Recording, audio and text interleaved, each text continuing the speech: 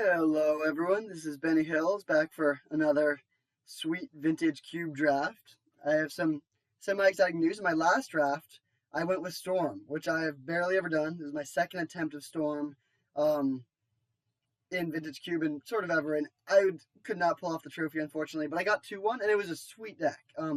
Like the one game that I lost was to an opponent that had Channel and Leovold in the same deck, and one game I just got channeled really fast, and the other game they had Leovold, which was a problem. And even in the Leovold game, I was able to find Caracas, which I boarded in and bounce it, and then go off and had a Mind's Desire for a lot, but had a big brick. So could not get there for the trophy, unfortunately, but it was fun to do and made me maybe more open to trying something like that in the future. But we're not going to force anything here. We'll see what we're past, see what's open.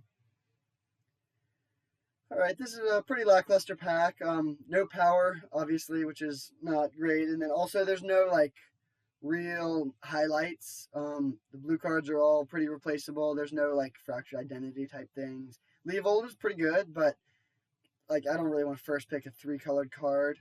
I do like Green Suns quite a bit in the green decks. I think it's one of the best cards, just very versatile. The fact that it's both the Accelerant on turn 2, can find Rofellos if you're lucky enough to get that one. And then can also just be a tutor for Craterhoof later in the game. This becomes a lot better when you do already have Craterhoof. I've also been having a lot of success with White Weenie lately, but there's no White Weenie cards in this pack, really. I think probably we should just go with a Splinter Twin. I do think Twin is one of the best combos, and it's one of the best decks in the cube. Blue-red is a good combination already. You have good interaction, and this is just a really powerful win condition. So I think we'll go with a Twin, but definitely be open to changing directions depending on what we get past here. Yeah, definitely not wed to this. Okay, another pretty weak pack here. Yeah, I think we're going to go with Ancient Tomb. I like this card a lot. This is a good sword, so in White Weenie, this is good. There's also Porcelain Legionnaire, which I actually think is a pretty high pick in general. Just the fact that it's one of your best cards in Mono White and Mono Red, which are both pretty good decks that are often open, and it's good in the Artifact Matters decks. So it's just a solid role player in many, many different decks. But I think Ancient Tomb is very strong. It's not particularly good with Splinter Twin, especially if you have Kiki and you need a lot of red and blue mana. But it's great in mono green, great in mono white, great in mono red. Any color, any deck where you have good colored mana, especially if you're trying to be proactive. And yeah, again, like we're really not wed to anything here. We could be in any deck at this point, but I think we'll take the Ancient Tomb and try and find the open lane.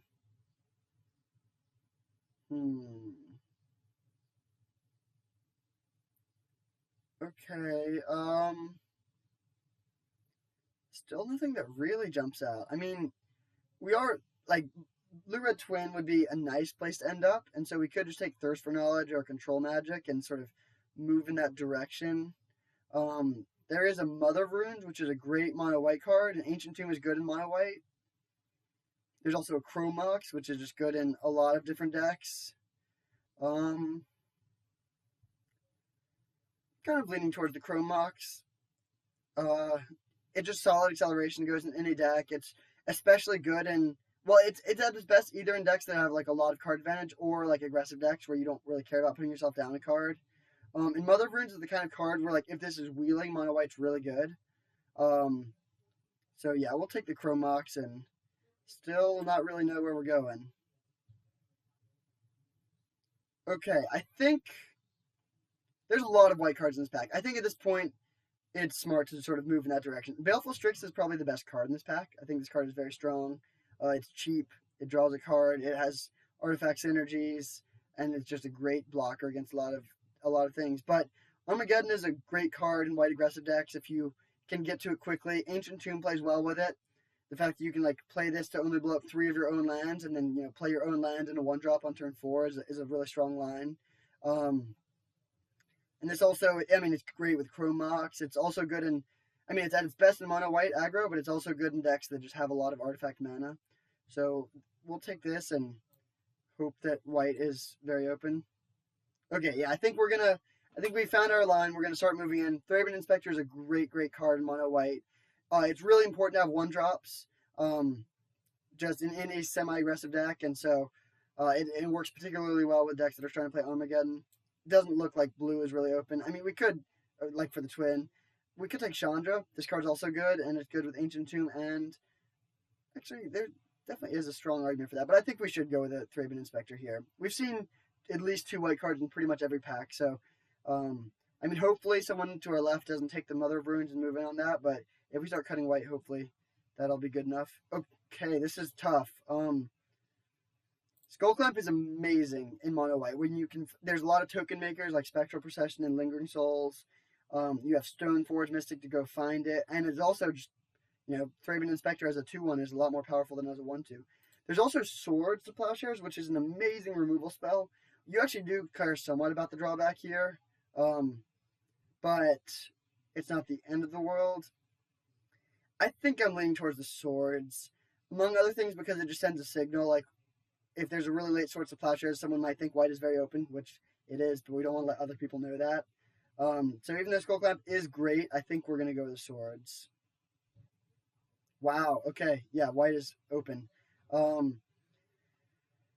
Path is good, but we did just get Swords to Plowshares, which makes it a lot less necessary.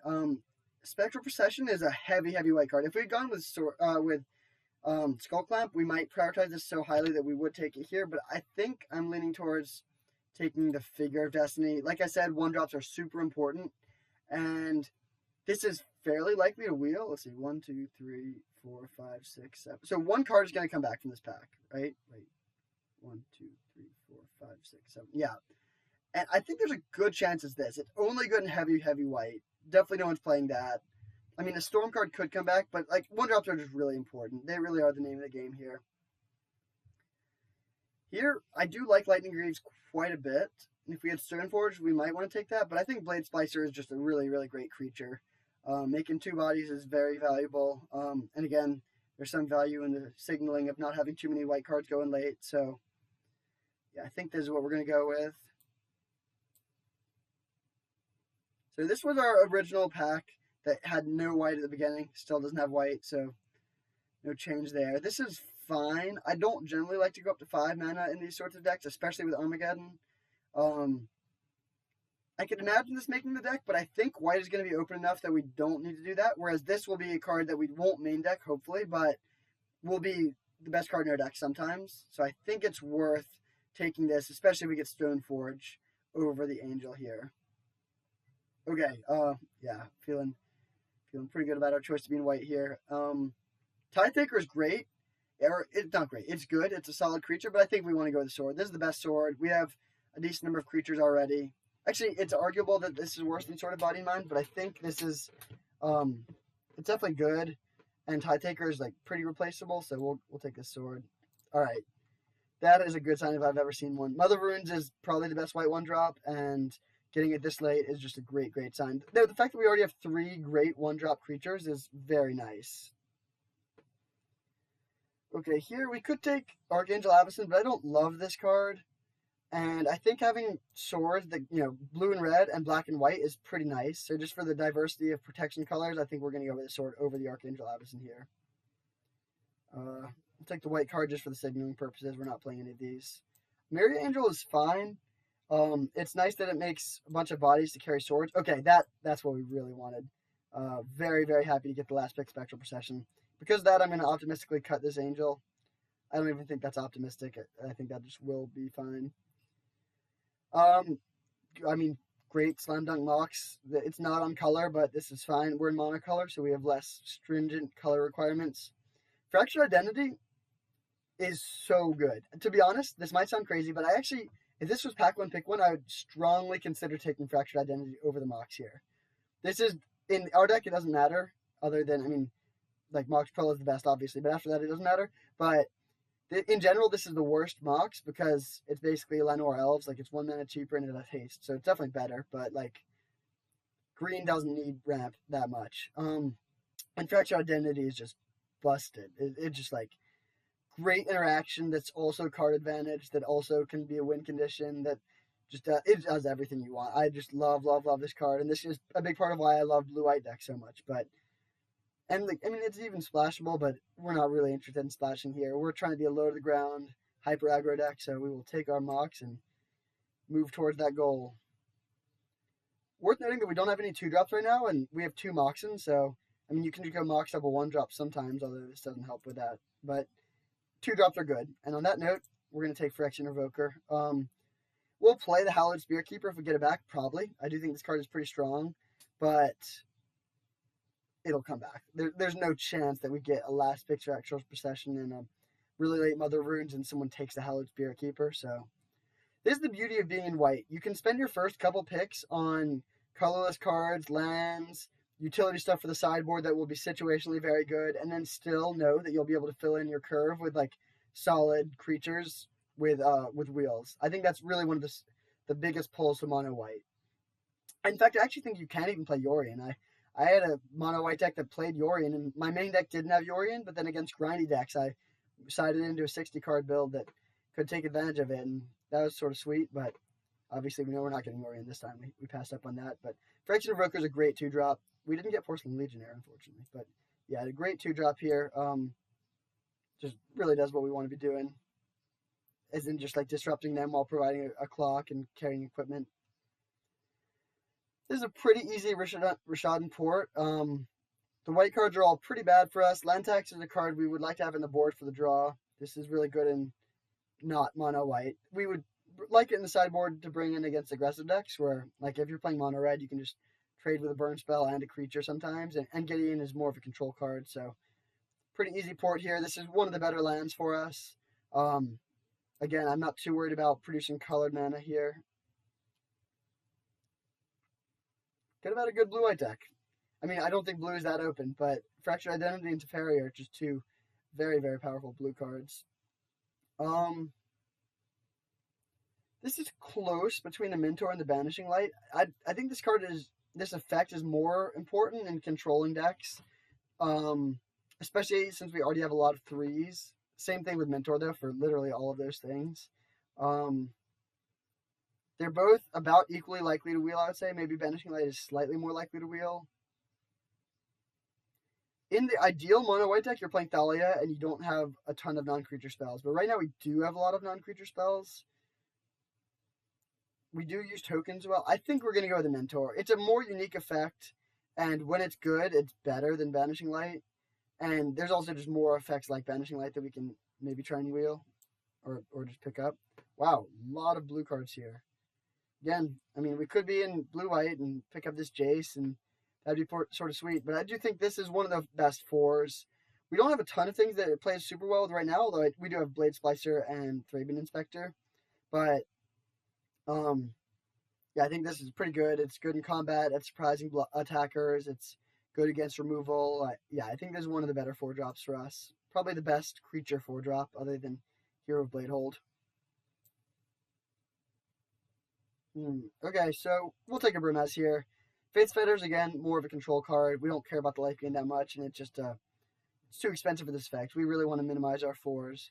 So we'll take Brimaz, and this card's fine. It's not like a stud, especially since we don't have the Skull Clamp to abuse the 1/1s, but I still think this card is decent, especially if we can end up picking up a Karakas. Alright, we'll take the hero here. We don't have much use for Windswept Heath. I don't think we're going to want to splash. It's good with the Myriad Angel, and so we would like to have it in our pool just in case we want to side this in. But we'll go with the hero here. This is just a great card. Makes me a little sad we didn't get the Lightning Greaves because it definitely is amazing if it has haste, but oh well. It's a late Raphellos. Wow. Disenchant's solid. It's just a good piece of interaction, but we're definitely going to the Wasteland here. We already have 15 cards, all of which, like, I mean, I guess if we don't find a Stoneforge Mystic, this isn't really a card we want, but all of these cards we definitely want to be playing. And so we're going to have plenty of good playables, and Wasteland is a great piece of disruption where in matchups where we're just trying to mess up their mana and attack them quickly. It's a late Ponder. Maybe blue is more open than I gave it credit for, but I think we'll go with a Dismember here. Sun Titan is not really where this deck wants to be. Just, it's too expensive. 6 mana is more than we want to go up to, unless we get like Black Lotus. So yeah, we'll take this. It may or may not make the cut. It's definitely worse than Swords to Plowshares, but definitely a card we'll really want in some matchups, and and could make the main deck, and that would be fine. We'll go with the Spirit Keeper here. It's not amazing, but it's definitely okay. I think these are all going to be sideboard cards for us, and Land Tax is the best of the bunch. So yeah, we'll pick up this, but I think white is open, but this is like, we don't have as many cheap stuff as we would want. Like, hopefully we can pick up some 2-drops to sort of fill out the lower part of our curve more. None of these are going to make the cut. We'll take the Shambling Vent. Just when in doubt, taking lands is generally a decent philosophy. And I guess, like, I mean, it can help us not pay life with Dismember, maybe. Like, yeah. Pretty marginal pick, though. So, I mean, yeah, like, we have too many 3s and not enough 1s and 2s for sure. Like, I would love to pick up, like, a Thalia, Stoneforge, like, some 2-drops to help the lower part of our curve. There's actually some matchups where we could potentially try and side into black. Maybe. Like, we have some fixing, and against, like, Reanimator, Kaya can be very valuable. White did feel less open in that pack than in pack 1, though. I don't know if that means, like, someone sort of moved into white on the later side or what, but, like, that Banishing Light is gone, for example. Like, we have 15 cards here that we definitely want to play, but we also have some more that are fine. Like, we can play Mentor or Myria Angel or Sword of War and Peace or Sword of Light and Shadow. So, like, I'm not worried about having enough good cards to play, but in general, when I'm making my deck here, I try to be very optimistic and start with the cards in the main deck that I know I want to play, rather than just all white cards. I think that gives you a better frame of reference for how much you need to prioritize, like, marginal playables versus, like, situationally great cards. Oof. I mean, everyone's thinking it. Like, there's this Ancestral here. Man. It's possible this deck would have been stronger if we'd been blue-white. I do think we have a good mono-white deck going right now, but, like, Fractured Identity, Teferi, Really Late Ponder, Ancestral Recall. Some good blue stuff. But I think we can't really splash here. We have 3 colorless lands that we feel pretty strongly about playing. I think we should go with the Flicker Wisp. It's good with Blade Splicer, good with Raven Inspector, good with Restoration Angel. Can potentially be good with Phyrexian Revoker if you reset it on something that's more relevant. And then maybe looking at wheeling this Parallax Wave.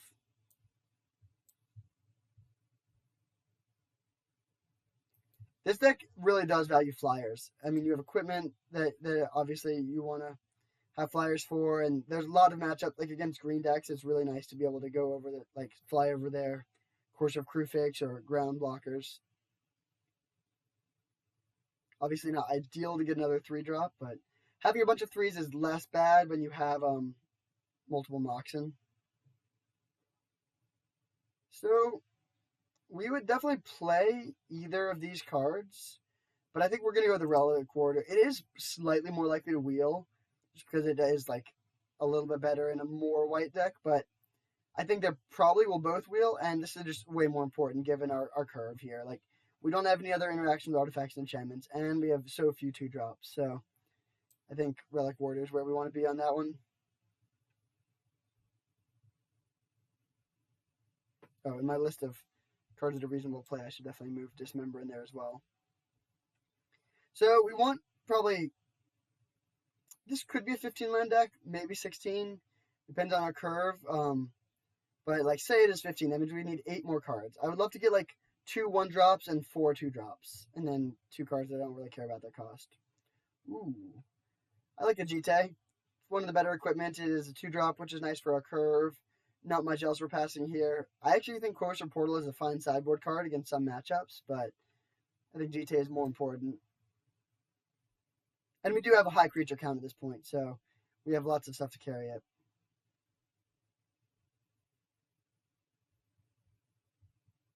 Okay.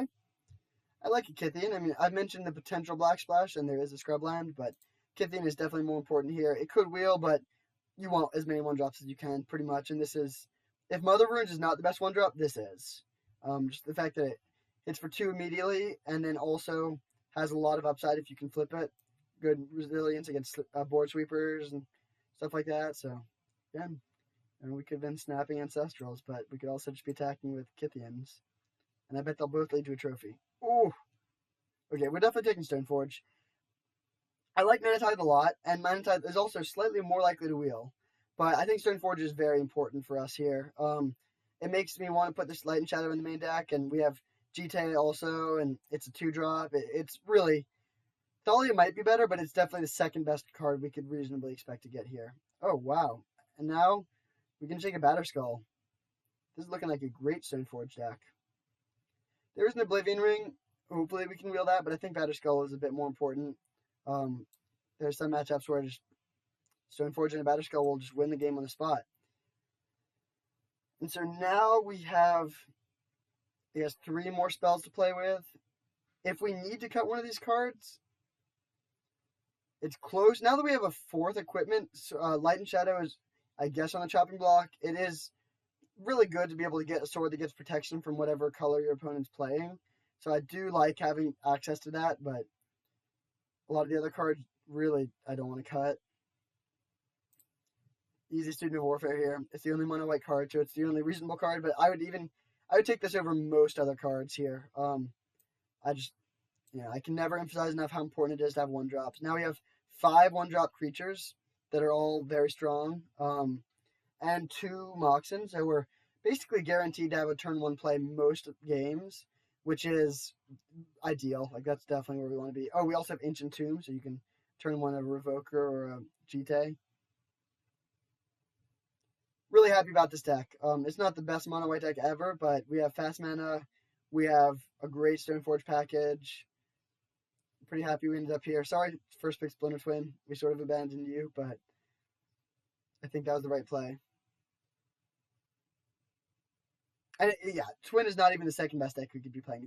The second best deck we could be playing is Blue Eye Control. But yeah, this is Adonto Vanguard and Elspeth Knight Errant are similar in power level, I would say. There's definitely some situations where I would take Elspeth over Adonto Vanguard, but here we're going to take the Vanguard.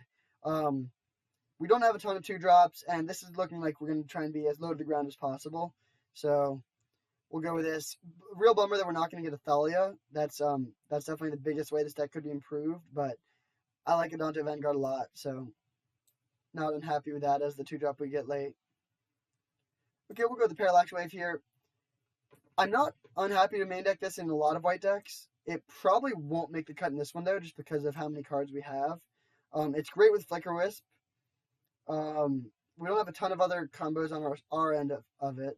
Okay, Gideon is good. I think Gideon will replace something we have in the deck, even though it is another 3-drop. But it can be very good interaction. It's just a strong card all around. We'll take Revelark. Maybe there's a situation where we board that in, but we're not really interested in 5-drops at this point. What? I've never ever seen a Snapcaster Mage go this late. It doesn't matter what we pick here. What signal do we want to send? I guess for the novelty, I'll let a Snapcaster Mage go third to last.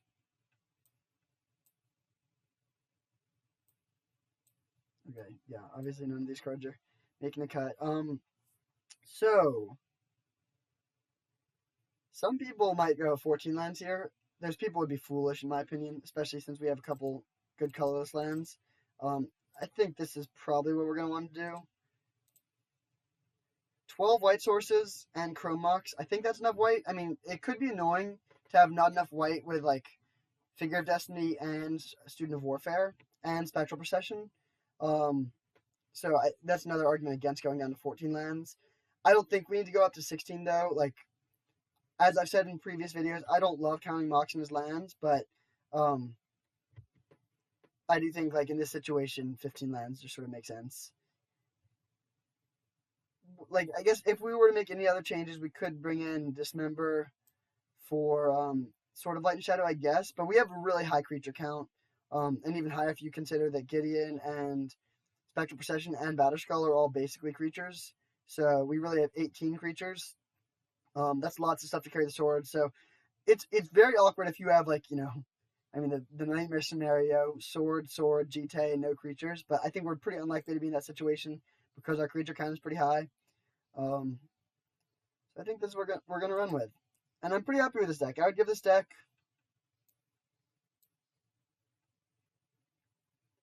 something between 7 and 8. I think it's an 8. Two Moxen is nice. I mean, Chrome Mox is not a real Mox, but it is very strong for us. Yeah, I would give this a solid 8.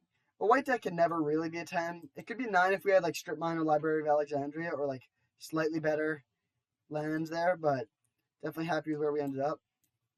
Okay, also happy with this hand. We can go Kythian into Blade Splicer into play and equip Jitte, which is a really strong card. And Jitte is particularly strong with First Strike.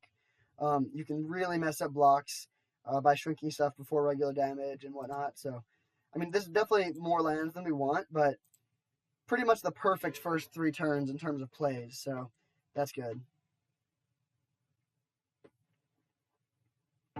Okay. Facing down the Mox is obviously not great, and green decks in general are not the best matchup, but ooh, that's annoying. That's very annoying. Not a good card. You don't want to main deck this in green decks in general. If you're main decking that, that's a sign of a pretty bad deck in my opinion. I think here we're actually just going to get counters on the GT immediately. I do want to get the Blade Splicer into play, but they can't really block here, and just, yeah, getting 2 counters on GT on turn 2 is very, very strong, and also just like, especially against green decks, can be really brutal. I wish they had just a mana accelerant instead of this Wall of Omens.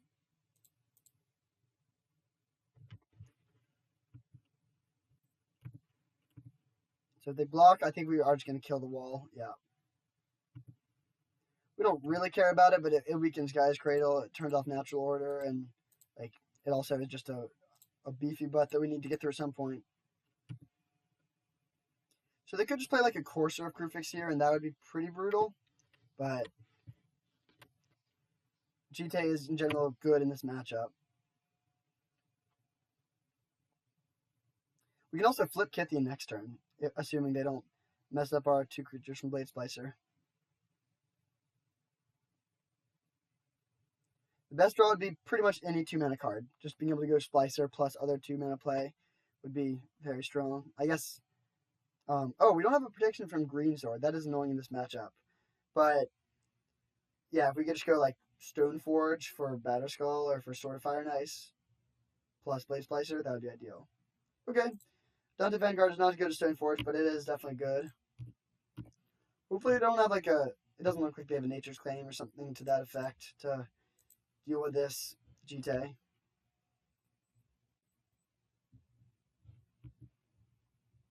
It's pretty good turn 3. Pretty good board for turn 3. You could have like a Polukranos here or something, but that's still not too bad. If we don't draw anything good to play, we're definitely going to move this Jitte over onto the Golem. Among other things, just because it's going to get unequipped anyways at the end of combat when Kythian flips. Thran Dynamo. Okay. It's a little scary. Leon and Relic Order?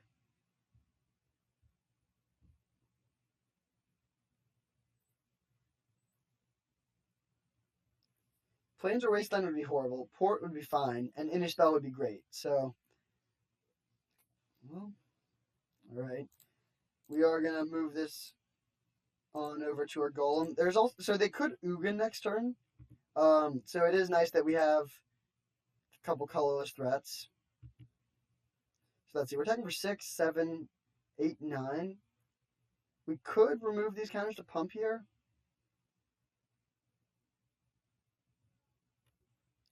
Then we'd be hitting them down to 5. I think I actually like that. Yeah, I think we're going to do that. Just like really pressuring their life total here. This sets us up pretty well against a lot of stuff, I'd say. So we will give Indestructible to our Golem. We also can give the Adante Vanguard Indestructible, so our board is not going to be destructed if that's what our opponent's trying to do. And like, there's not even that many scary 8-drops they could play here. I mean, like, a Craterhoof Behemoth obviously doesn't do anything on an empty board. I guess they could play, like, a Deranged Hermit or something that makes a bunch of bodies, and that would keep them alive, but Jitte is pretty good against that.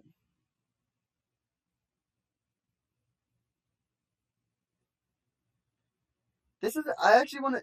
weird point to illustrate here, but I think this is why I like not shaving your land count when you have Mox in. Like, even though we have drawn more lands than we need and we're sort of flooding, we like if you can just get off to a good enough start, you can win despite that flood. Like the tempo advantage that you gain can offset this semi-card disadvantage of flooding, and in games where you don't draw Mox, like you want to make sure you can still hit land drops.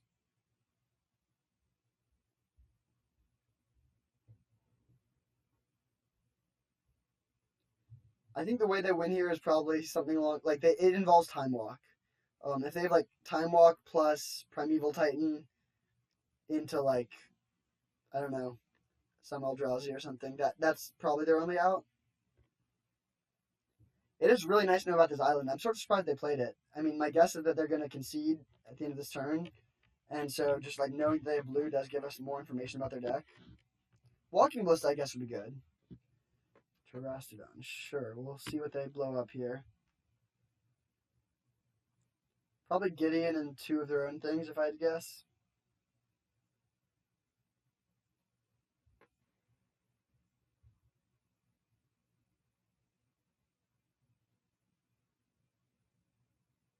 Like Gideon, Mox Emerald Forest.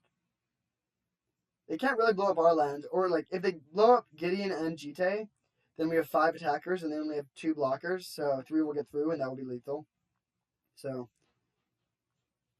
their only choice is, yeah, I mean, they don't really have any. They definitely have to just, I don't think they can win from here, even if we draw bricks.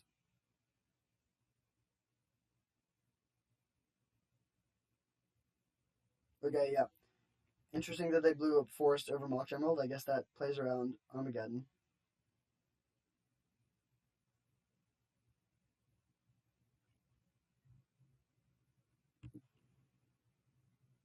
Spell?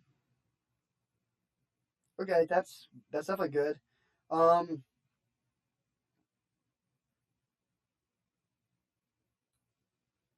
so if we attack with everything, what happens? They put one of the elephants on the Blade Splicer. They put the Terastodon on the Golem.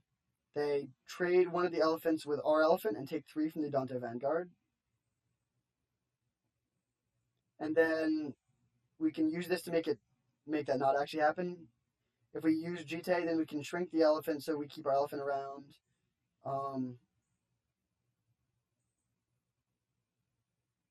Yeah, I think we're gonna attack with everything like this and keep our golem or keep our Jite on the golem.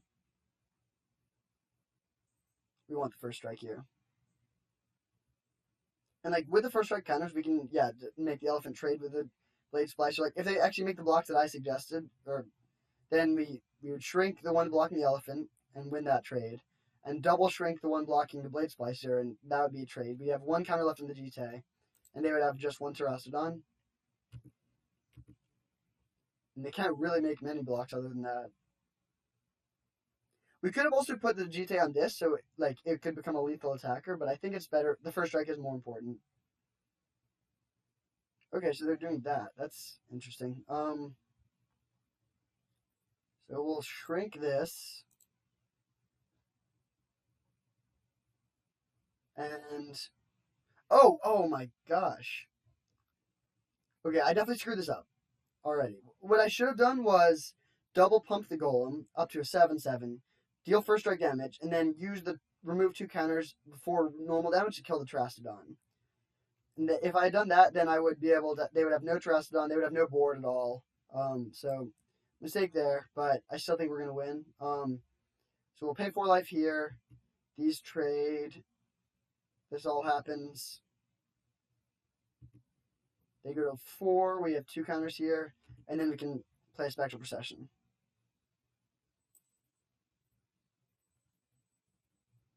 So they can't even play Craterhoof, which is nice. And we have 6 points of life gain in the bank if we need it. I think we're just going to pass. No need to...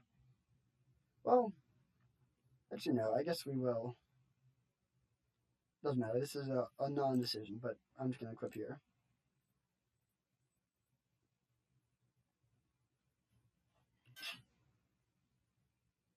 We don't want to, like, randomly lose to any weird stuff.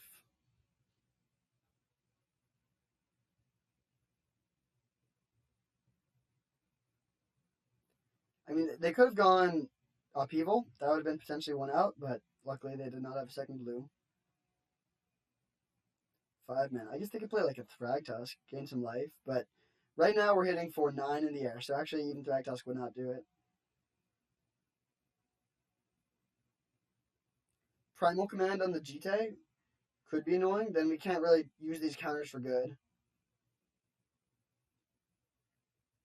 Yeah, Primal Command would actually, that's definitely their best play here.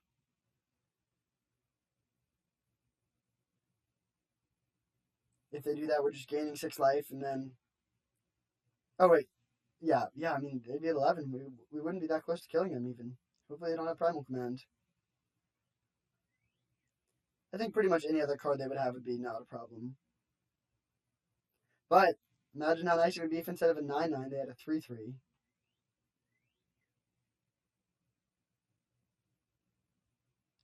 Actually, so let's think about what would have been the case if that had happened. We would have no elephant. They would have an elephant instead of a 3/3. And we would have one fewer counter on the Jitte. Or, wait, yeah. They would have a 3/3 instead of a 9/9. I think that is a better position. It's actually not a ton better. Just because, like, it does. I mean, they're losing 6 power, we're losing 3 power, and a Jitte counter. So we're losing 5. Like, they are losing more total power from that, but yeah, they're probably slightly better, but it's not like a massive margin.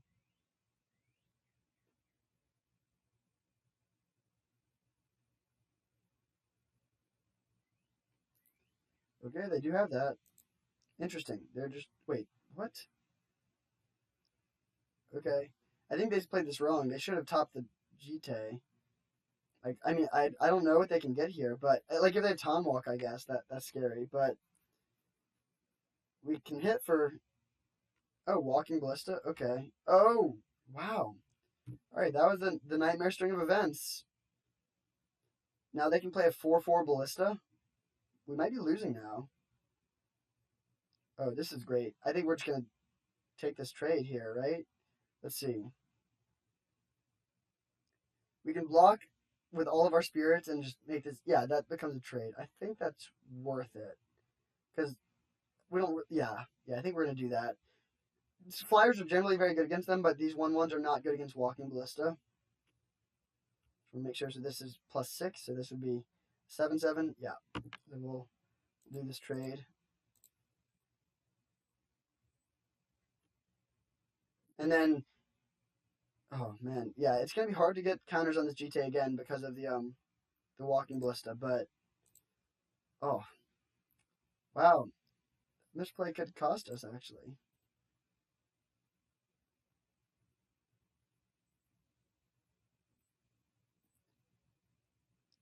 We also could have just chunked this and used the Jitte on the Walking Ballista, but I think getting the 9/9 off the table and preserving our life a little bit is going to be important.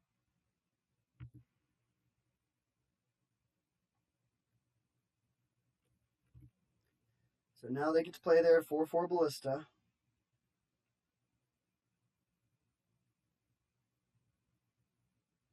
Yeah, they definitely did not need to gain 7 life there if they're going to be taking an extra turn. They should have topped our Jitte.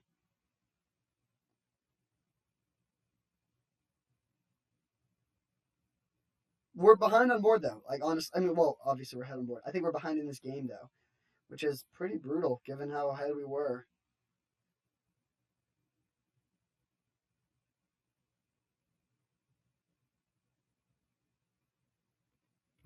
Yep.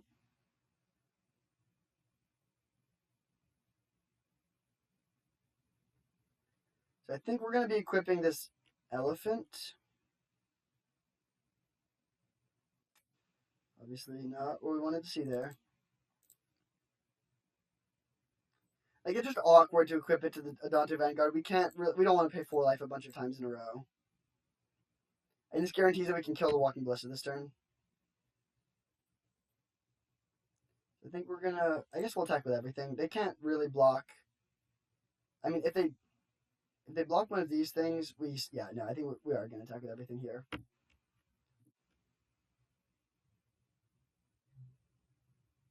My guess is they'll block the elephant and then shoot this, and shoot this again if we pay 4 life. Because if they kill the Walking Ballista, then we don't get more GT counters from the elephant.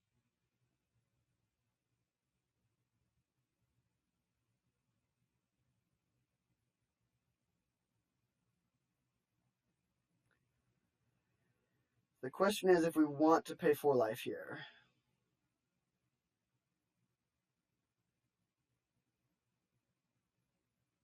I think the answer is yes.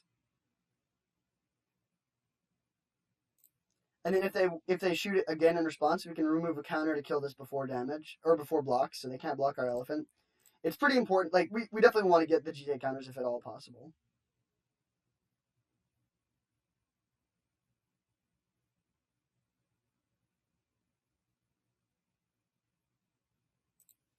So we'll shoot this now. And if they shoot this again, then it dies. If they don't shoot it again, I think we are just going to pay the 4 life to keep it. They could also just kill the Blade Splicer.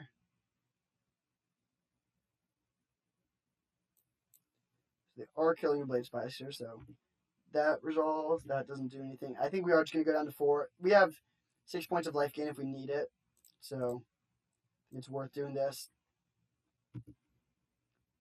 And then the question is if we want to remove counters to pump here. So right now we're hitting for 6. We could hit for 8 and put them to 3. That does make both creatures lethal attackers. I think that's worth it. Yeah, I think that is worth it. We're getting 2 more counters immediately, so we still can be at 8 life if we need to be. Yeah, we'll do this. All right. That was a pretty positive exchange for us overall, I would say. Not perfect, but like we have 2 lethal attackers. They're at 3. I mean, we are at 4, but they have no board presence. If they play like a questing beast, we have the GT. Nice. Okay. Really tight game. Tighter than I thought it was going to be when we had a massive board on turn 3. Definitely some suboptimal lines we took there. Also a lot of good ones though. Like I think a perfect player could have won that with less sweat, and many imperfect players could have lost that, including almost us. But we managed to get there. Hopefully we can do it again. We're on the draw, so I do like this making this cut. I don't think we want sort of light and shadow here. The protection is completely irrelevant, and the ability is not great either. Life gain is already pretty weak. You're usually playing this to return a creature, and I mean we can make trades, but they're not playing removal spells, so our graveyard isn't necessarily going to get filled up. And then the ones we might want to bring in are Emeria Angel and Parallax Wave, and Dismember. Actually, yeah, definitely Dismember. I think this is the best card for us. And then, I think we'll cut the Batterskull. It's almost always going to be better to get GT than Batterskull, and I think that seems reasonable. And then we'll bring in a Parallax Wave. When we're going so low on lands, Emeria Angel is less impressive, even though it does create flyers. And this is great at removing blockers, no matter how scary they are. It can stop Craterhoof, and yeah, it's just a pretty good card.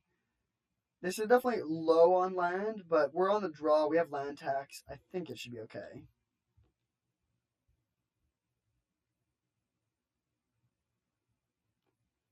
I think a 14 lands is basically the absolute minimum I would ever go on any deck. I can't, even if I had like 4 Moxen, I feel very uncomfortable going lower than that on lands, but I think 14 is okay. And we have quite a few here. This is interesting, like with the Chrome Mox. Figure of Destiny is a good mana sink, so even, like we could pitch the Blade Splicer and then still have a use for a mana if we want to go turn 1 double 1-drop. We could also just pitch the Inspector and play turn 1 Figure of Destiny plus make it a 2/2. It depends partially on what they play and partially on what we draw. Hopefully we just draw a spell that we don't really care about. Or or any spell. Yeah. They're on a mold 5. That's obviously good for our chances of winning this game. Even if it's not perfect for fun necessarily. Okay. Ooh. Alright, I think Blade Splicer and Resto is too good of a combo for us to pitch that, so we're going to have to pitch this Thraben Inspector, I believe. Like, I mean, we could just play it and not. No, I think we do. Like, we're pretty sure we're gonna want to go turn 2 Splicer, turn 3 Resto, and so we might as well get the counter on the Figure of Destiny this turn too. I mean, we could also pitch the the Figure of Destiny, but I think that'll be better mana sink than drawing an extra card will be.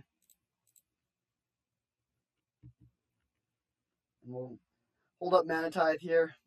Hopefully they don't blow up our Chrome Mox. That'd be annoying. We have mana, but it would just slow us down a lot. We wouldn't have a play next turn. They have a lot of artifact mana for a green deck. That's not really good. The best green decks definitely don't have Izzet Signet in them, even if they're playing blue. Although I guess it did fix them here.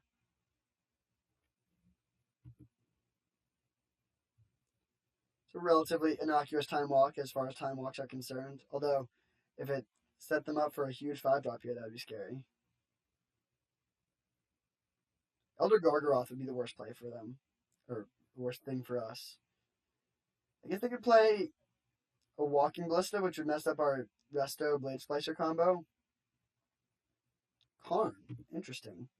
Okay, this is a very non-standard green deck.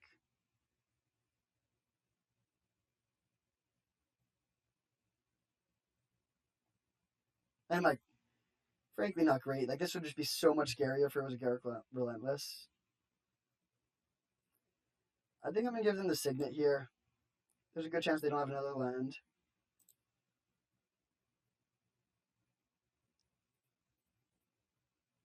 Not really any consideration of pumping the Figure here. If we could kill the Karn, we might, but that's not the case. Like, if they'd minused and made it 2-2, then we would. I think we might just swing and pump Figure no matter what to either eat the 2-2 or kill the Karn, but that did not happen, so we'll just hit it for 2 and get our Blade Splicer down.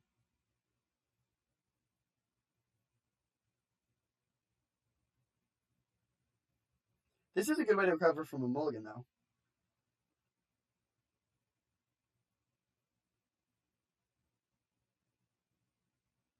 So, pretty much no matter what we draw, we're going next turn Blade Splicer, then the turn after Resto. Then the turn after that, even if we keep on drawing bricks, we can just pump the Figure of Destiny, so we have decent plays lined up for a while. That's a great job. That means on turn 4 we can pump Figure plus play Kythian, if we so choose. But definitely getting the Splicer down here. This is looking like a great Resto situation. And that's good with Karn. They can make it 3-3 now.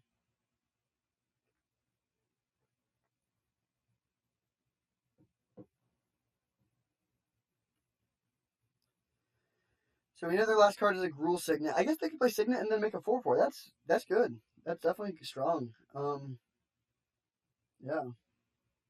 They have no cards, but that is going to be a big blocker.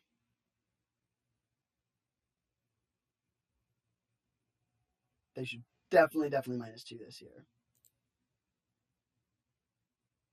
Yeah. So we really don't have any good attacks. I mean, we could attack with Figure, but if they block, then we just have to spend our whole turn pumping, and that doesn't really seem like a good exchange for us. And Resto should be able to kill this next turn. I mean, they could just make another token, which would be big, but I think with multiple first strikers from the Blade Splicer, we can handle the ground while we just beat down in the air with Resto, or potentially Figure of Destiny, depending on how many more lands we draw. Ooh, okay, that changes things, I think. So we could just dismember this token and attack Karn with these two, and then them with a Blade Splicer. I think that's probably better, and then play Kythian. That means next turn we can flip the Kythian too. Oh, actually, that's close between pumping Figure and flipping and playing Kythian. But I do think it's important to get the Karn off the battlefield. It represents at least 6 power in the form of a new 5/5 and making another dude.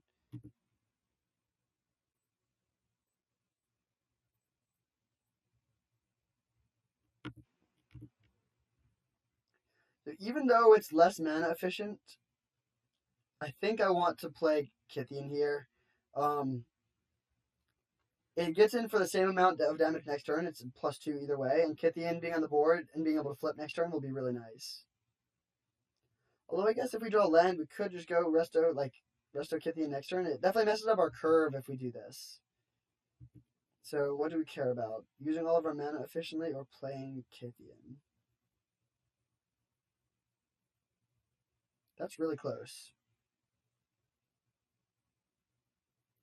I actually think I do want to use Figure of Destiny because getting it to an 8/8 is a very real possibility right now. It costs 6, I believe. Yeah, 6, and we have 4 mana. So like, say we just draw 2 lands in a row. Next turn, Resto plus Kythian. Turn after, turn this into an 8/8 flyer, and that should definitely end the game.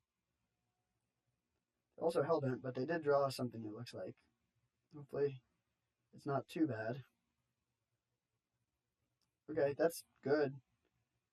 Actually, yeah, that was probably one of their best draws. Adds a Pip of Devotion for Nykthos and cantrips, and also obviously blocks our team quite well. Make sure I'm not F6 2 to level all this up at the end of the turn.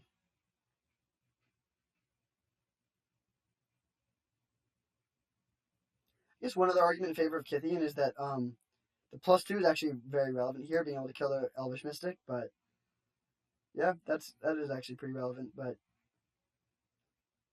still not convinced that's better. I do think we want to use our mana as much as we can. So this turn, they'll block the Golem with a wall and take 5. They are still at a very high life total, so they have time. We have a good board and a good hand, and they have no hand, but they have a lot of mana and a lot of life, so they have a lot of draws that would get them back into this very quickly. Okay, that actually makes me feel a little bit better about the Kythian play, just because we know our mana is going to be very tied up for a while.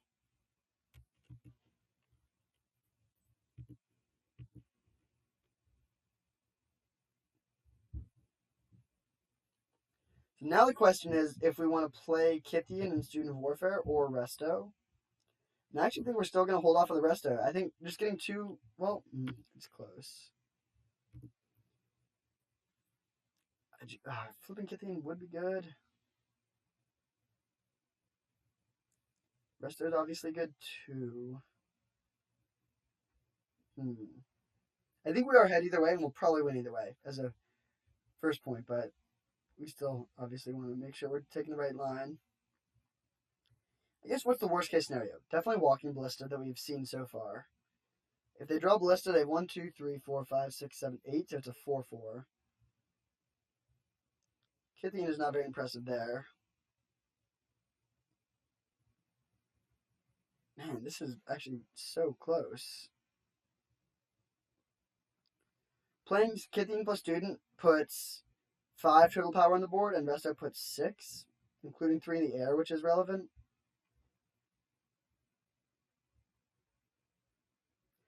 And also, actually, Kythian is not good against Elvish Mystic because they can just tap it for mana.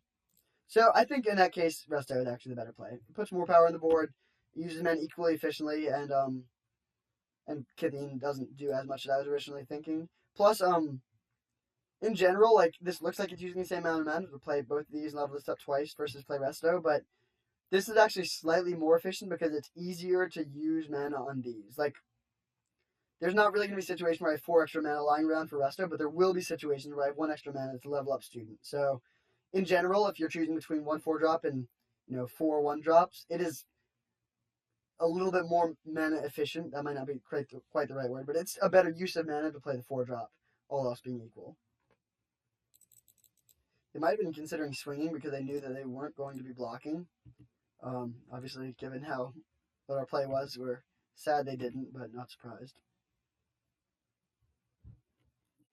Okay, that's actually a better draw than it looks, just because we have so many mana sinks. Like, one more and actually we're, like, at this point now, probably Plains is our best draw, just because of how much we want to get this Kythian or this Figure of Destiny to beast mode. So if they just block like that, they take 11 down to 3.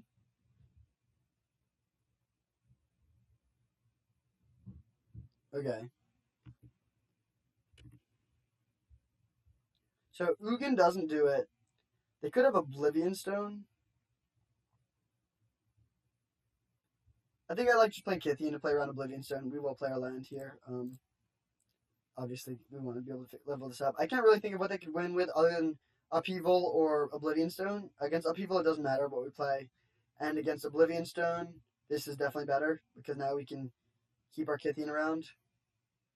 Okay, yeah, they got pretty mana flooded there. I mean, they mulled a 5 and got flooded, so not that impressive of an achievement to beat them there, but a win's a win. We're 2-0. And also, I do think like blue-green would be a pretty tough matchup for us in general.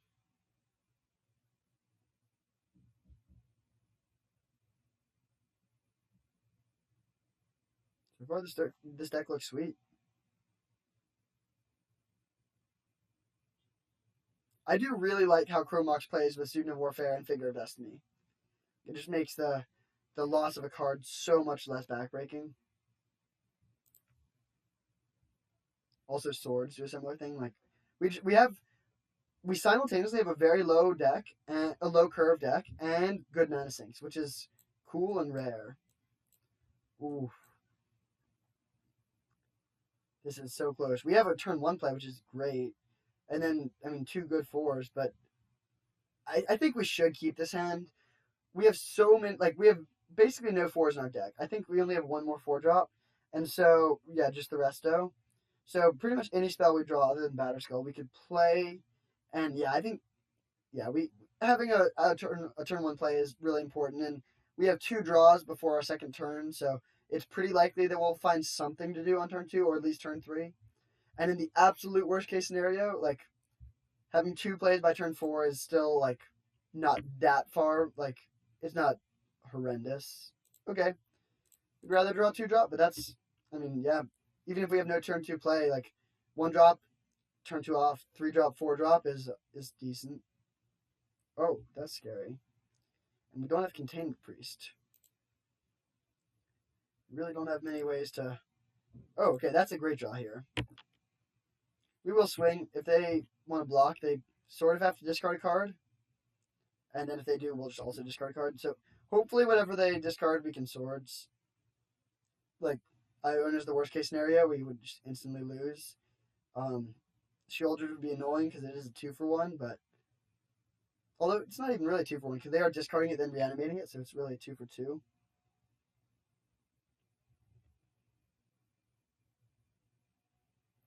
If they played like an Ophiomancer, that would be interesting because we do want to save the Swords for a reanimation thing. Oh, whoa. Okay. That's not what I was expecting at all. Sure.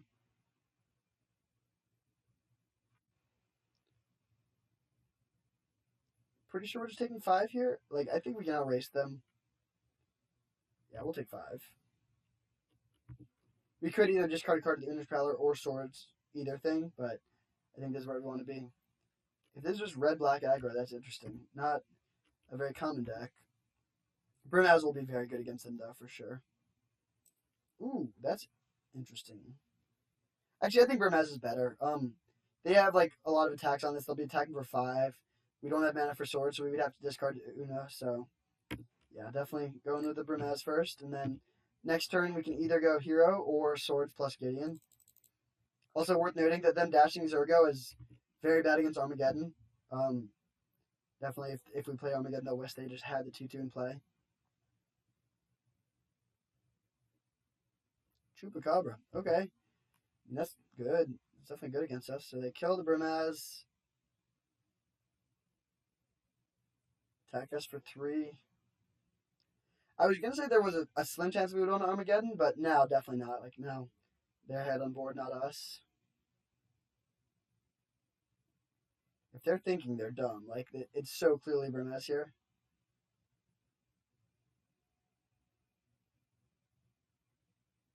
I mean, if we had, like, only lands, there's some argument for Kythian, just because we could make it indestructible later, but especially given our hand, like, we are not going to be leaving them 3 mana for Kythian anytime soon. Yeah. So now the question is if we want to trade the Kythian with the Chupacabra. That's obviously not a good exchange. That's just a very strict 2-for-1, but we still might want to. I mean, I can't really imagine a situation where Kythian does more than that.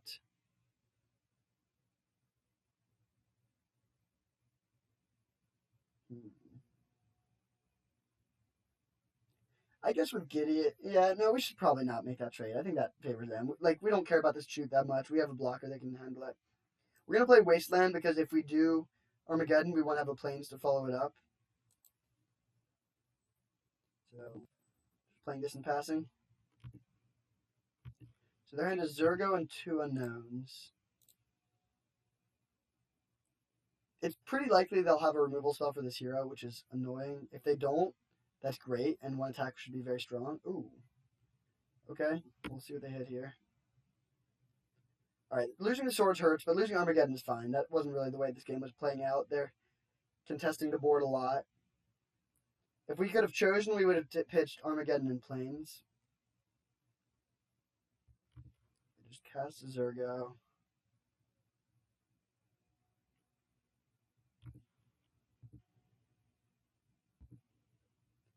Okay, interesting what to do here now. So, if we attack with Hero and Kythian, they'll probably double block the Hero. Wait, what is it that this can block again? Oh, with power 2 or greater. So, this card can't really block very well.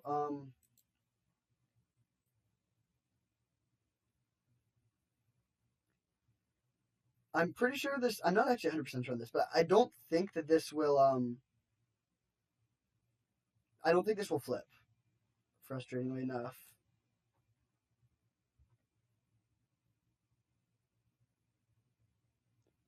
We could just attack and leave up animating Kythian, but I think what we want to do here is just play Gideon Blackblade and give Hero Bladehold Vigilance and then attack with everything. And they'll trade the Chupacabra with the Kythian and take 7.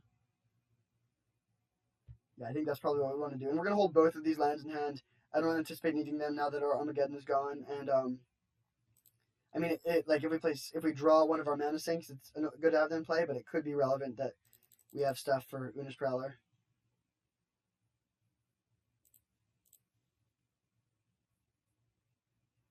I like giving Vigilance here more than giving Indestructible to Kythian. Just we want to keep our Gideon around.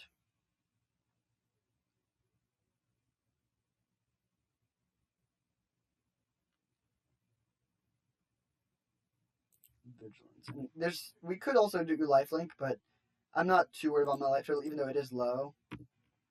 So you always want to make sure you put the Battle Cry trigger on the stack first, so it resolves last. Very rough if you mess that up.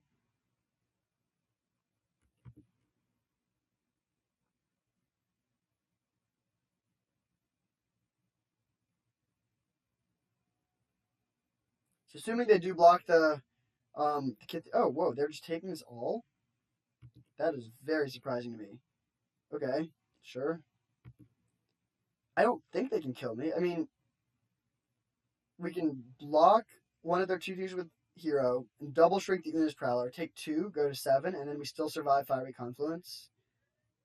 And I can't really think of anything worse than that they would have.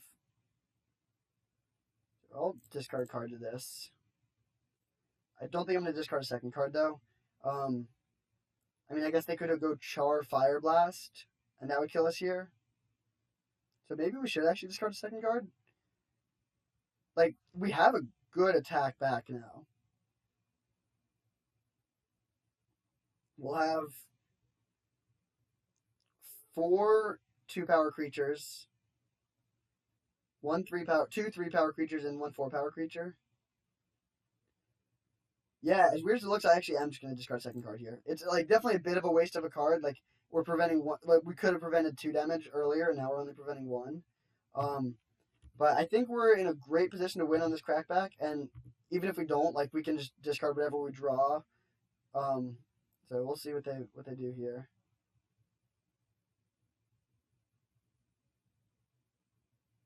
Stonecoil Serpent. Are they just dead? Yeah, they're just dead. We'll get in with 3 attackers, and that should be enough. Great card to discard a Kythian. That's probably one of our best draws. Doesn't matter which. We'll give one of these lifelink, I guess. Wait, I just want to make sure that I'm thinking about this right. So they block Hero, Kythian, and Gideon, and get in with 4 dudes. Yeah, we win.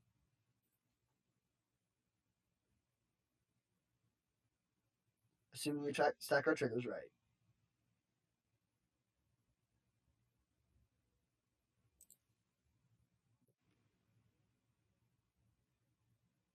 Oh, actually, oh no. I was playing around Fire Blast earlier, so we should still play around Fire Blast. But even if they have Fire Blast, we still get in three attackers.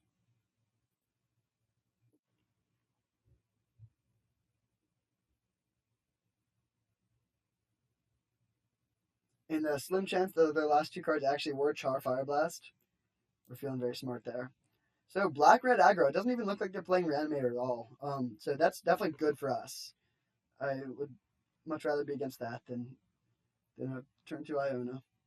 Um, Dismember is interesting. Like they do have a lot of creatures we want to kill, but paying 4 life is potentially pretty harmful here. We definitely want Batterskull. I do think we're gonna do the land tax exchange.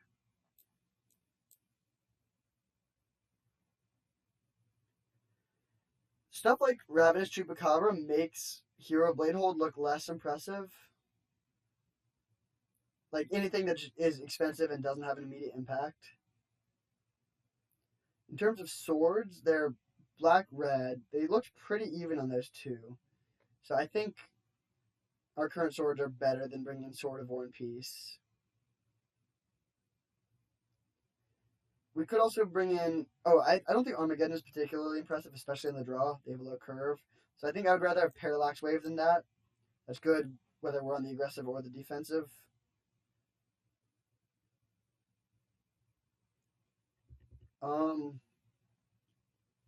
Yeah, I think this is how we're going to run it. Like, we could cut this hero for a dismember. Maybe we should on the draw. Actually, this card probably should be in our deck. Like, think of how much damage that Una's Prowler did that game. Like, trading with it for 1 mana and 4 life that's a positive exchange for us.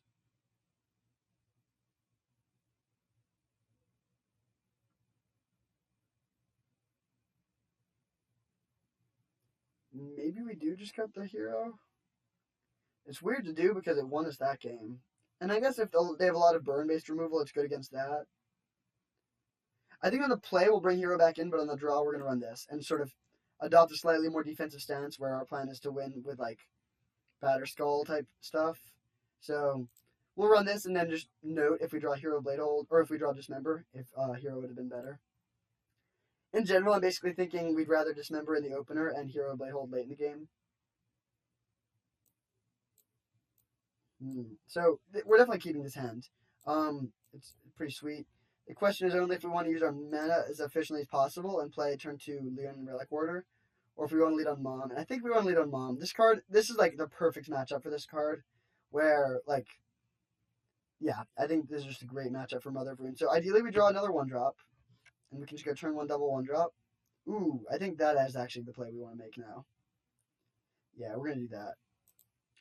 If they don't kill this immediately, we can just put Batterskull into play, and even if we do, just taking Batterskull out of our deck will help our draw steps. In terms of what to exile, that's close. It's obviously not Mother of Ruin or Stoneforge. I don't think it's Spectral Procession. Probably Gideon. Like in the situation where they have a good draw, Gideon will be bad because they'll have a scary board. And if they don't have a scary board and Gideon can just sit back and keep up ticking, then we're already winning. So we'll pitch a Gideon. There's some argument to Jitte. That's better if they kill the Stoneforge immediately.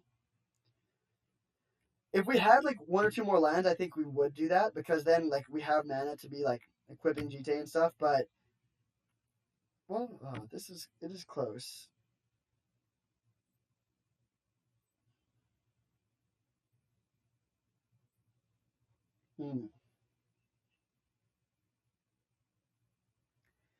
I think we just want to get to Batterskull. Like, yeah, I think we want to do this. Jitte is just like, if they have instant speed removal, it can get blown out. It costs a decent amount of mana, and like the upside is like if they don't kill anything, then Batterskull is better. Oh, it is close. I think we're gonna go.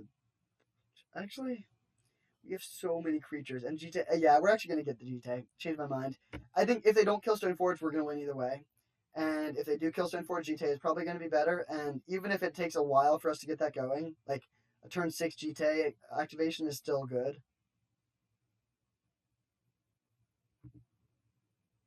And we just have so many creatures, including like Spectral Procession making tokens, so like we'll have stuff to carry it. Oh, that's a little scary. They can play like a Rotting Regisaur here. Oh, whoa. That is certainly not a card I was expecting, and it's not a card I'm afraid of at all. Land? Okay, that's fine. We're just gonna attack for 1 and then Leonin Relic Ward of the Monolith. I don't know what they're playing with this. This is just such a different start from last game, but no matter what it is, we don't want them to have that 3 mana.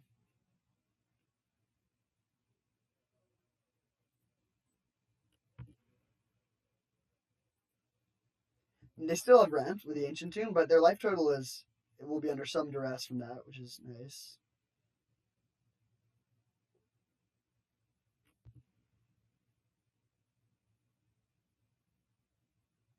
Hopefully they don't play like an Avalanche Riders. Oh, whoa.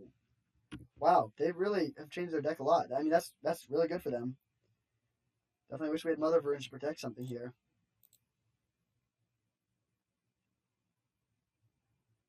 So that's like only sort of a 2-for-1 because we got a GTA with a Stoneforge, so we've actually traded even on cards. 5/5 Stonecoil Serpent. That's pretty scary. Not.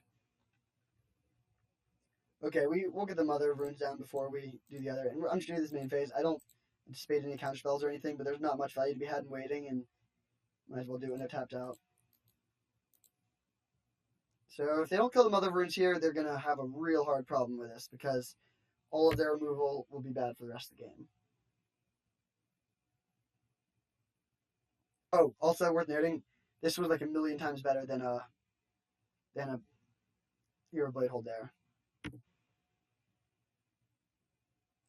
Okay, that's decent in the matchup overall, but it's not too scary here against our Jitte, although annoying that we're still missing these lands.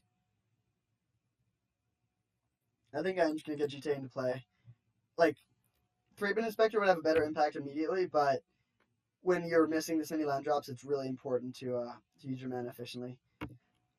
Also, I can't really complain about missing land drops since I'm playing 14 lands. Like, even having missed this many land drops, most of our deck is not lands.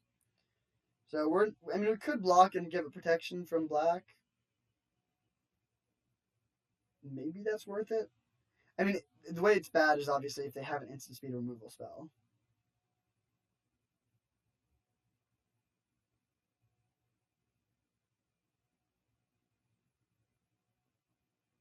Hmm. 2 damage. I mean, that's still only 1-for-1 trade, but it's turning a card that would likely not be able to trade into a card that does. I think at this life total we can take this damage here.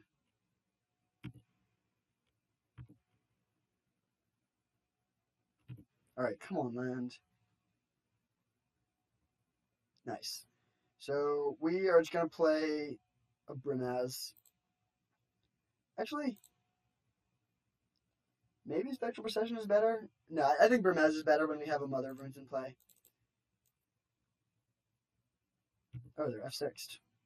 That gives us some valuable information, probably. That probably means they don't have instant speed removal, because they certainly would want to use it if we equip the GTA to the Mother of Runes.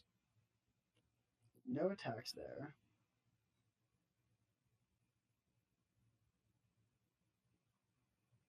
Okay, I do think we want to equip the GTA here, so we'll do this and attack, and then we'll see. They'll probably block with a snake, and it's actually, I'm considering not using the Mother of Runes. Yeah, I actually think I'm not going to, as weird as that might look, just because as long as we have the Mother of Runes around in this situation with the GTA on board, we can't really lose. Like, we can just, yeah, I think we're just going to let this happen. Even though I'm pretty sure they don't have an instant speed removal spell, or a removal spell at all, but if they do, it's just so much worse. Like, we give it protection, in response they kill it, we don't even get the counters. So we'll just let this trade happen, and then definitely kill this immediately before they can get another snake out of it.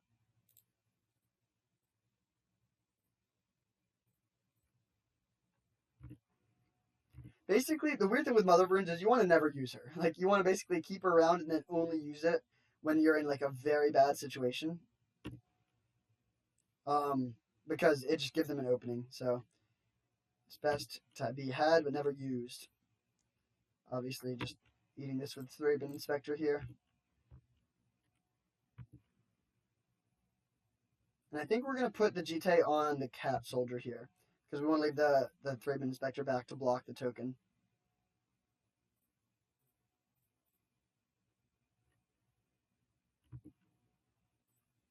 So they can't really block.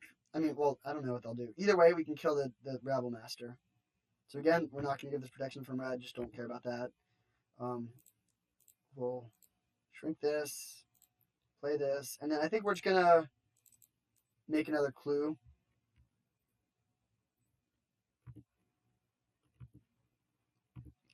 Pretty hard to imagine how we lose from this position. I mean, our left arrow is high. We can even gain life if we need to.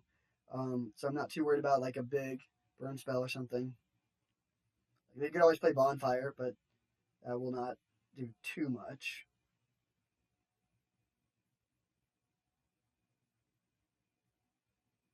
Play like a Languish. That would sweep our board, but we still have Spectral Procession plus some clues. Okay, I mean, yeah. That's fine.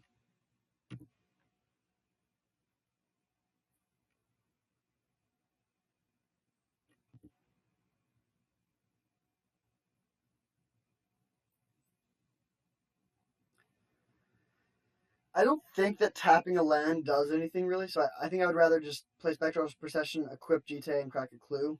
If we're doing all of that, then we should just start with cracking a clue in case that changes something. Does not change something, so we'll do this. Equipping here is good in case they have like, I mean, they can't play Pyroclasm again, but like if they have like any hasty attackers or something, like we could have just cracked the clue again, but like we know we're gonna want to equip the Jitte next turn, so I think just doing this now makes sense. Now we don't quite have lethal. We can attack for 5, but we have a removal spell, we have card draw, and this Jitte is just going to continue putting in work. Hard to say how this game would have gone if we'd gotten Batterskull instead, but I think it probably would have been worse. Like, just killing the Ophiomancer and Rabble Master is huge. Okay. I'm guessing they took out Zurgo. Like, these would be weird cards to be playing alongside Zurgo.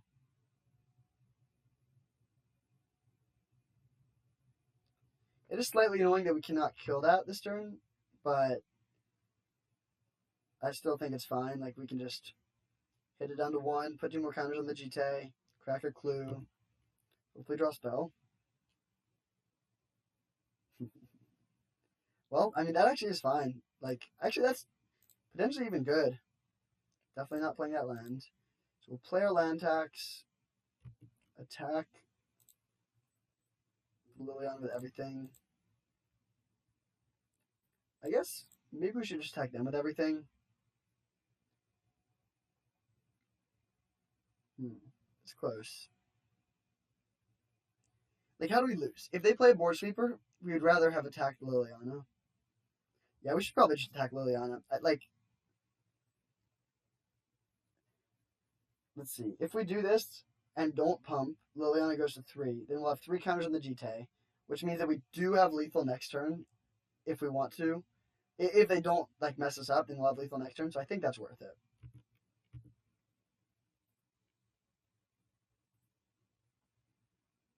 I actually think I'm again not going to tap a land. I mean, ooh, do we care at all about the 2 life? I do want to hold up Swords to Plowshares.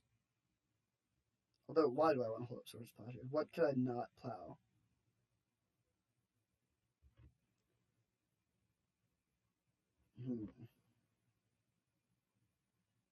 Yeah, I actually think I'm gonna not hold up Swords to Plowshares and just tap the Ancient Tomb in their upkeep. Ancient Tomb because like maybe they have some weirdo like Sheoldred type thing. Sheoldred isn't even particularly good here; it just eats 1 token, but still.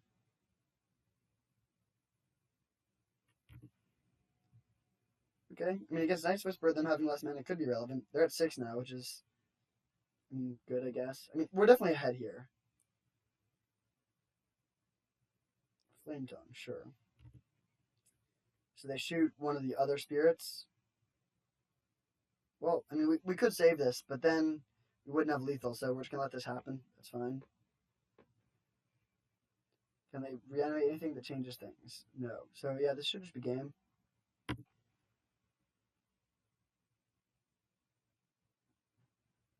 Mostly because of land tax, I think.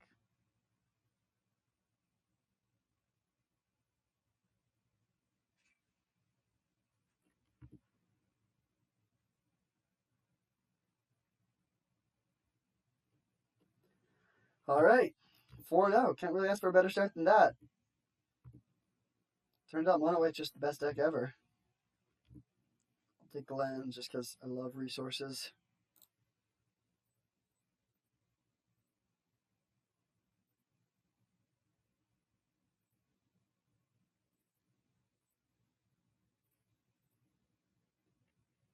It looks like they have 6. I mean, I guess hypothetically they could have Fire Blast. I'm just gonna send 1. But yeah, I mean, yeah, it doesn't matter. If they did have Fire Blast, I would want to leave 1 back so I could put GT on it and get more counters. Our electrical is also sort of low. All right, sweet. On to the finals. Here we go. Gufa down, Sanj down. Next up, Kenny the Pig? Question mark.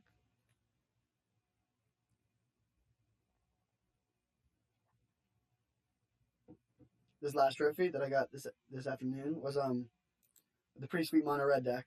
First pick Mox Ruby, sort of toyed around blue red for a little bit, and then ended up mono red, sort of similar to this deck or this draft. All right, sweet hand. No Mox, so that's a little unfortunate, but lots of good plays. Mana sinks, mana, curve. Yeah. We'll be using all of our lands every turn, which is exactly what you want to be doing with a mono white deck. I think it's better to lead on Figure of Destiny here because it can level up more easily. I think we don't really want to spend our entire turn turning Student of Warfare into a 3/3, so we can like either revoke her if they play something we want to revoke her, or just like play another. Okay, yeah, perfect. So we will definitely just name that with this Phyrexian Invoker.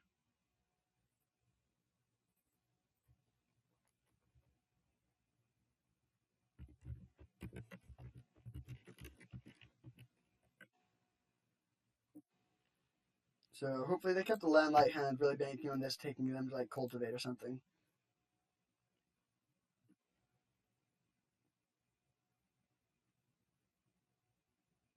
Kythian was a perfectly average draw. Not really happy or sad to see that. So, okay, Mox Emerald is a very good draw though. Even though it cannot level up either of those, which is sort of annoying, it can. And honestly, we actually have not that many uses of colorless mana, but it still seems fine. So we can attack with both, and then almost definitely just go Blade Splice or Kythian. Yeah, I mean if they blocked, obviously we would level this up, but that seemed pretty improbable. And so now we can flip Kythian next turn, which is sort of nice. Man, one thing this deck is sort of missing is an Honor of the Pure, or like some sort of Anthem effect, and that would be very good here when we have 5 creatures on turn 3.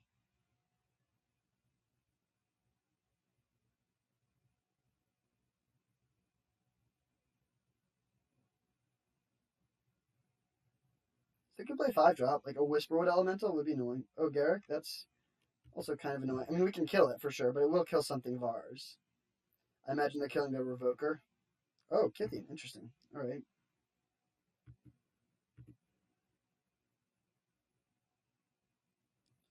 So now we have an interesting question in terms of what to send at Garruk. I think it's pretty important to take it off the table, so I think I am just going to send 2 things there, even though it's not, I don't love doing that. And I also think I like just leveling up Figure of Destiny to a 4/4. Well, actually, I changed my mind. I think, like, if we level up Figure, we want to send 2 1/1s at Garruk to be the most efficient. Guarantee we kill it, and so like if we level up Figure of Destiny, we could attack Garruk with these 2, and then we're hitting them for 7, which is like definitely better than hitting them for 5. But I think that getting like a Student of Warfare into play that's threatening to be Double Striker next turn is a little bit more valuable. So we're getting for 2 less damage this turn, but then have Student of Warfare down.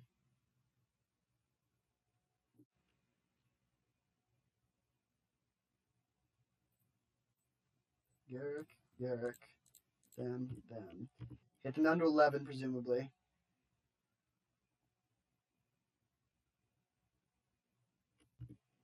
Like, them making 1/1 death touch would be pretty annoying here. Like, that would just trade with anything.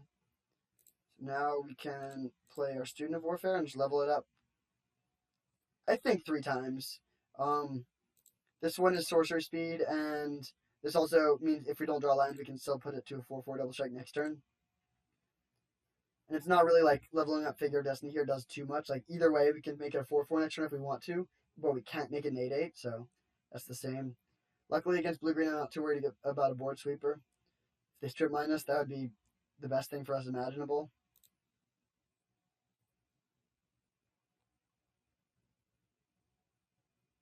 See, like, this is why I love these 2 1-drops so much. Our hand is empty, but we have great uses of our mana, and even if we draw more lands, that's still not too bad.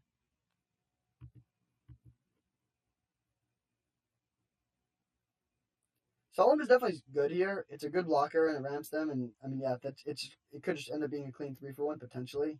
What is this going to be? Survival of Fittest, sure.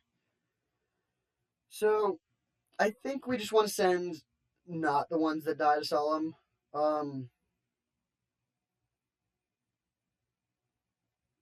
Well, okay, what happens if we send everything? They probably trade Solemn with Phyrexian Revoker and just take the rest. Actually, wait, no, that does look pretty good. I think we want to just put the Student of Warfare to an 8/8 or 8 power creature. They're very priced into blocking that then. So say they block Student of Warfare with the birds and then trade something here, and then we get in for 3, 4, 5, 6. Yeah, I think it's worth just taking this all the way up. I mean, they can kill our Figure of Destiny if we do this, but I think if they are killing our Figure of Destiny, I mean, they could trade with Figure of Destiny and then chump this with the birds, but then we still have a 4/4 double strike and a bunch of other creatures. So, yeah, we'll just attack with everything here. Right now they have 5, 6, 7 mana. They could go to 8, so they could Crater Hoof, but they have to block something. Let's see, if they just... Yeah, no, they have to block something, and they won't be able to use their birds next turn no matter what, because if they kill our Phyrexian Revoker, they have to chump with their birds, so they cannot play Crater Hoof next turn, and even if they did, like, their creatures will all be tapped, so... So they do that, and then probably, yeah, trade with the dude. We obviously are going to level this up. So they take 6 down to 5, and then we have this 4/4 double strike that can sort of dominate the board. It is annoying to lose our Figure of Destiny, but I still think they're very much on the back foot. It's annoying we don't have any flyers.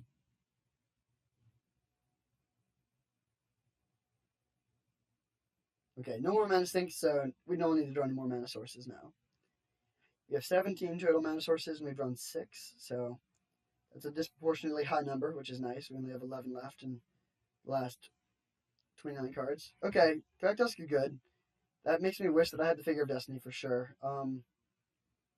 But it cannot block the Student of Warfare profitably, at least. Or the Golem. That's a great draw. So we'll attack with a 2 that can swing in well. Although again, like, what happens if we send these 2? They could chump the Student with the Devoted Druid and eat the Phyrexian Revoker and take 4.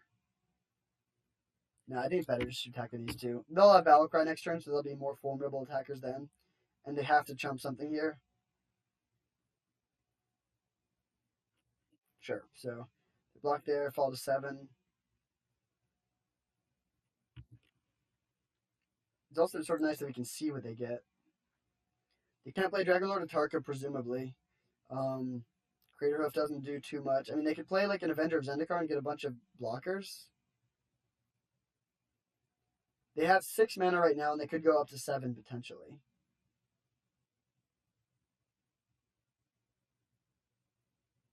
Yeah, given the way they block, I'm definitely glad I didn't attack with these 2 as well. Like, we could have pushed through 1 more damage at the expense of this Phyrexian Revoker, and that's not a trade we want to make when the difference is 6 to 7.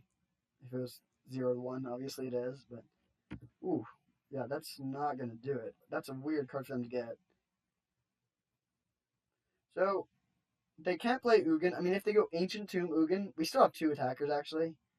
Yeah, I think we're definitely just going to play this.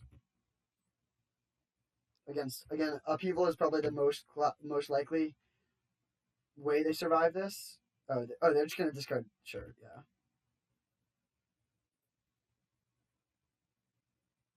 Yeah. Oh, so they can make another Thragtusk. That's fine, but it's still not too devastating.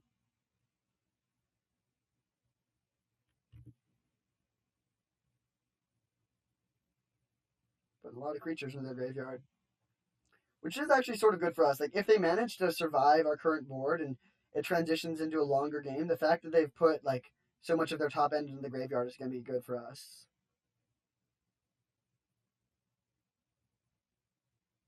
It also just gives us more information. Like now we know to play around Ulamog, which is potentially helpful.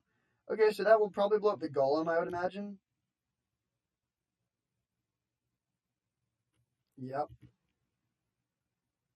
And then they make another Thragtusk, and I mean, yeah, that's pretty good for them. That means they can kill the hero.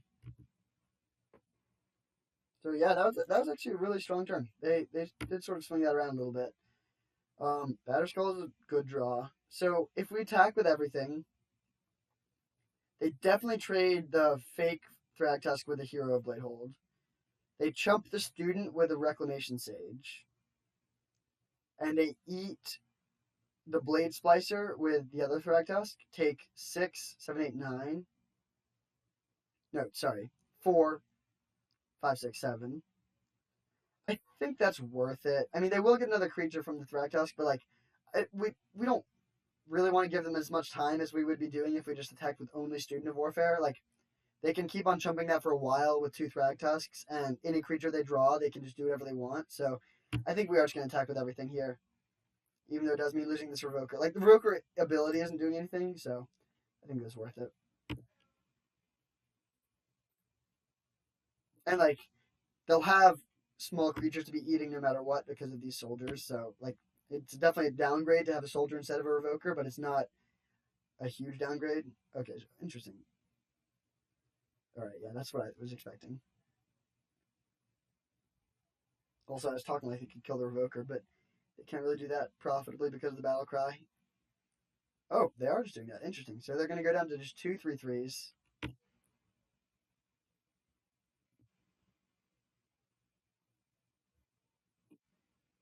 So they get their dudes. And then we put our Batterskull into play. Sort of nice that they just went through their Rexage.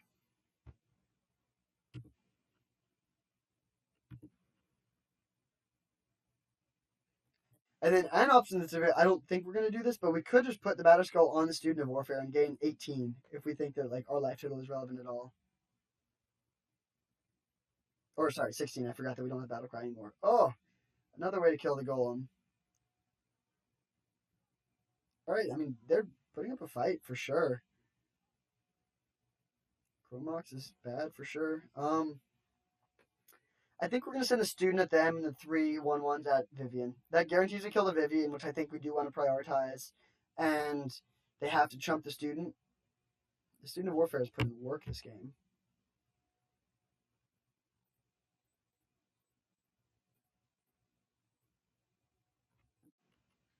So they'll obviously eat the Blade Splicer and chump the other thing, and then have 1/3/3 versus our 3 creatures, one of which is a lethal double striker.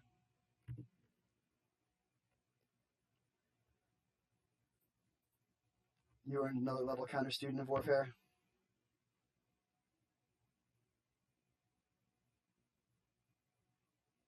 It is worth like we should keep track of how many lands they have. Like 6 mana is still not enough for the truly devastating stuff, which is good. There's another land, but that's fine. So now they have to. Oh, what?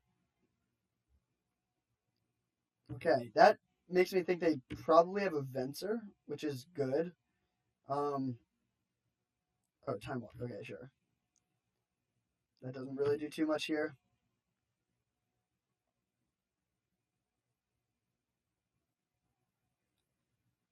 Strip Mine of Plains. That is fine. That's actually just actively very good for us.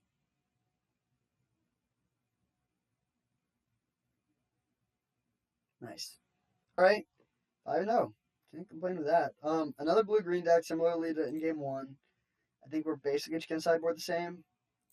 Bringing in this, bringing in this, bringing in this, bringing out a Plains, bringing out a Batterskull. They have a lot of ways to, or I mean, a lot. They have two ways to interact with the artifacts and enchantments, which is a little bit annoying because we do have quite a few, including some that we really want to not get killed. But I think that's I don't think we're going to change our sideboarding plan according to that by that. So yeah, I think this is probably our best bet. I mean, again, we could bring in some of these flyers just to like have flyers, but I don't think that's really where we want to be, especially since we have such a low land count and they're both very expensive. And like, even though we do want flyers, we would still rather Hero of Bladehold than a Myriad Angel. So yeah, we'll run this. I guess we could cut Armageddon if they have a bunch of non-creature ramp, but they still have some like Search for Tomorrow type effects, and like their creatures will be being attacked by ours. So I think there's definitely a situation where they have like 6 lands in play, and Armageddon is very devastating for them. All right, we'll keep this double Moxen. That's very good with Armageddon. It is a little awkward. Figure of Destiny is awkward with Mox Emerald, but I think that's fine. So I think we just want to play turn 1 Blade Splicer probably.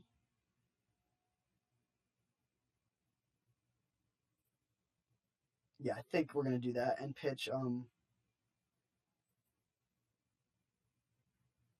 actually considering pitching Figure of Destiny. No, that can't be right. Oh man, what should we pitch? Definitely not Blade Splicer or Armageddon. So it's one of these 1-drops. What are we going to do next turn? I mean, probably just play 2 1-drops. And think, like, the 3-bit Inspector gives us, it's the worst creature, but it gives us a use for our Mox Emerald and helps us draw towards more lands, which we might want to play this Armageddon.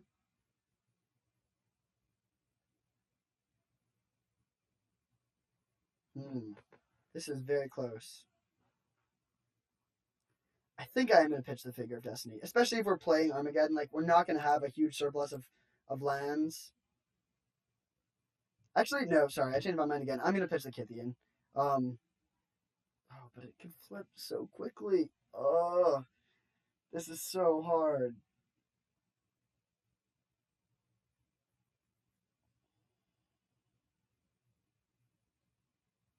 I think we're going to pitch the Inspector, actually.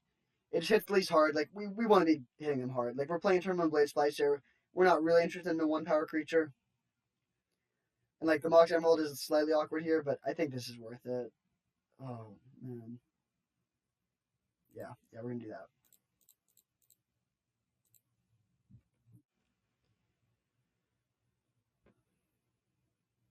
If this Mox Emerald was a Mox Pearl, this Figure of Destiny would look way better, but I still think it's worth it to keep. And again, like, if we draw a bunch of spells in a row, we're in good shape. Like, that's okay. I mean, yeah, they can blow up our Mox, Mox. So, that's annoying. Maybe we should have pitched Armageddon. Land tax, that's awesome. I'm gonna send both here. Like, it makes Resto bad, but we're a long way from that. We don't have it in our hand, and we're short on lands. So, we will certainly just be playing land tax here. I would love to be able to get these into play, but I think like this is actually just extremely powerful here. We can get 3 lands, make this Figure of Destiny look way better, and then if they like, we can just get 3 more lands the turn after if they want to play land, which they almost definitely will need to. Sylvan Library, sure.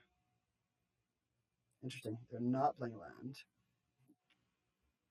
We are still going to play one, even though, like, if they don't play land again next turn, that's fine. This card's underrated. Oh, that was annoying to draw another land after all that. But this card's underrated. A lot of people give it a lot of hate because it is probably overrated by some, and I don't think it's a card you want in your main deck. But like when it's good, it's phenomenal. So we'll play Kythian, play Figure, Pass.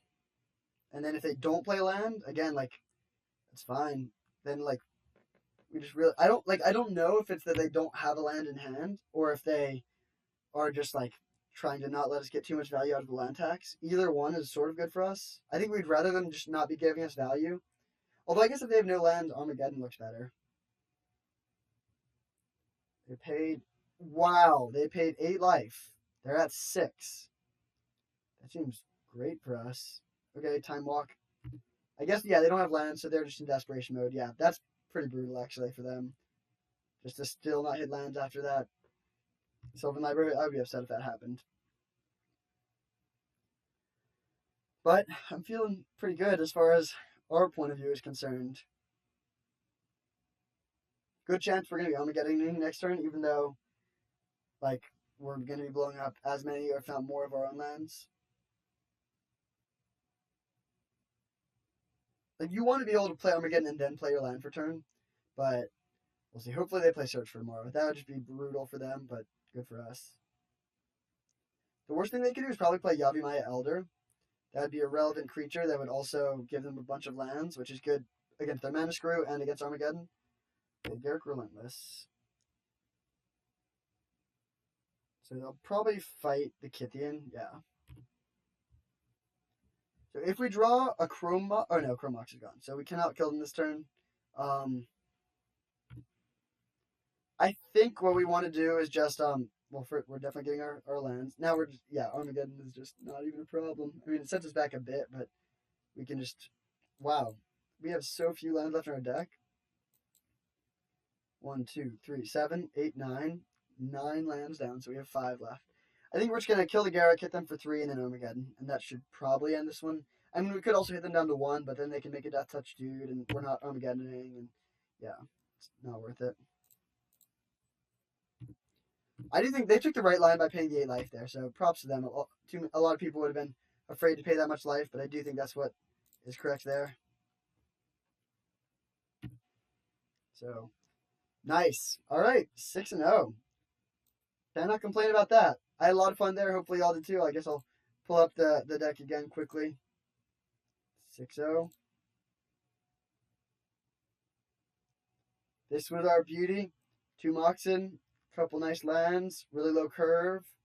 Played against 2 green decks and took them both down. And yeah, when Mono White's open, it's really open. And when anything is really open, it's really good. So yeah, always keep that in mind. Remember, we led on Splinter Twin. Like, we were not forcing this at all, but we just sort of picked up on some signals and moved into the right time, and it really got rewarded for it. So yeah, thanks for watching, everyone. I had a lot of fun, and yeah, we'll be back next time.